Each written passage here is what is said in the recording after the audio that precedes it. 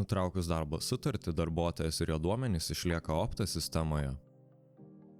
Tam, kad personalo skiltyje nesusimaišytumėte tarp dirbančių ir jau nebedirbančių darbuotojų, nedirbančius galima suarchyvuoti. Archyvavimo veiksmas galimas tik tuomet, kai darbuotojas šiandien dieną neturi galiojančių darbo sutarčių, tai yra jos visos yra nutrauktos. Personalo skiltyje pasirinkite darbuotoją, kurį norite suarchyvuoti. Atverkite pagrindinius darbuotojo duomenis. Paslinkite puslapį žemyn iki skilties archyvuoti darbuotoją. Paspauskite archyvuoti ir patvirtinkite paspausdami taip. Dabar darbuotojas yra įtrauktas į archyvą ir šio nematysite tarp kitų šiuo metu dirbančių darbuotojų.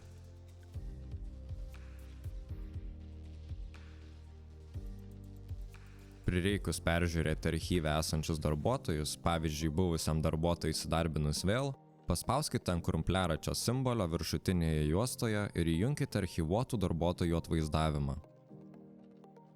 Kairėje lango pusėje pamatysite šalia darbuotojų atsiradusią geltoną archyvo ikoną. Ši ikona nurodo, jog darbuotojas yra įtrauktas į archyvą.